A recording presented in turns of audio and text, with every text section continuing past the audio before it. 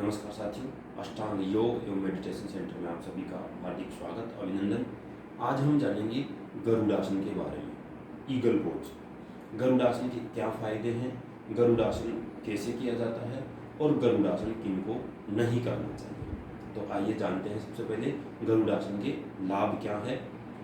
तो हम जानेंगे कि गरुड़ासन करने से हमारे कोहनी, कलाई, कंधों के जोड़ों से संबंधित जो भी शिकायत है उसका समाधान, साथ में ही अपने कमर से संबंधित, उसके अलावा जांघ, घुटने और पैरों की पिंडली से संबंधित जो भी समस्याएं हैं उनका समाधान हम गरुड़ासन का दैनिक अभ्यास करके कर सकते हैं।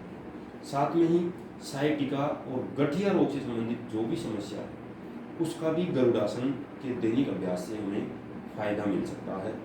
उसके साथ में ही गरुड़ासन करने से हमें एक तो अपना शरीर का बैलेंस बनाने की शक्ति आती है, शरीर को संतुलित बनाए रखने की ताकत आती है।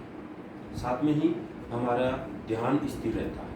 गरुड़ासन को करने से हमारा जो मेडिटेशन है वो भी बहुत ही आरामदायक हो जाता है।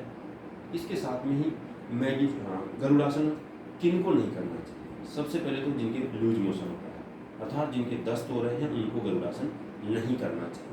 तो ये तो गरुड़ासन के लाभ और हानि। अब चलते हैं हम गरुड़ासन को आगे की ओर बढ़ाते हुए गरुड़ासन किस प्रकार किया जाए, ईगल पोज किस प्रकार किया जाए। तो इसका अभ्यास करने के लिए हमें साधारण आसन लेना होगा। उसके साथ में खुला वातावरण जहाँ पर हवा और प्रकाश की समुचित व्यवस्था हो। तो सबसे पहले हम अपने पैरों को इस प्रकार से सावधान पोजीशन में रख कर के सावधान पोजीशन में खड़े होंगे। उसके बाद दो पोजीशन होती है, एक तो लेफ्ट से और एक राइट से। तो हम सबसे पहले राइट से शुरू करते हैं। अपने बाएं पैर को बिल्कुल सीधा खड़ा रखेंगे, दाएं पैर को आगे से इस प्रकार घुमाते हुए अपने पैर का इस प्रकार बंधन बनाएंगे, इस प्रकार से। इसी क्रम में हम अपने हाथों को भी ऐसी ही पोजीशन में लाएं। तो ये है गरुड़ासन की फर्स्ट पोजीशन। इस प्रकार से हम अपने शरीर को इस आकार में लाएंगे। ये है गरुड़ासन। गरुड़ासन को करने से हमारे कंधों से संबंधित, कोहनी, कलाई से संबंधित या फिर अपने कमर, घुटने, पैरों की कलाई, पिंडली से संबंधित जो भी समस्या है उसका समाधान हम आसानी से कर सकते हैं। साथ में ही शरीर का बैलेंस बनाने में भी बहुत ही लाभदायक है। तो इस पोजीशन को हम अपनी क्षमता अनुसार, अपने समय अनुसार 1 मिनट, 2 मिनट, 5 मिनट के अनुसार रख सकते हैं। इसके बाद वापस अपने सामान्य पोजीशन में आ जाएंगे। उसके बाद हम बाईं तरफ से इस अभ्यास को करेंगे।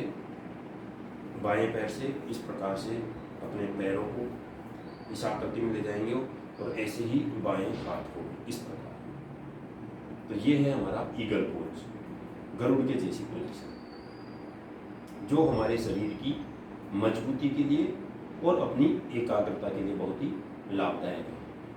हमारे शरीर का संतुलन बनाने के लिए सबसे अच्छा योगाभ्यास है गरुड़ासन, जिसका हमें दैनिक अभ्यास अपने समयानुसार, अपनी क्षमता अनुसार करना चाहिए।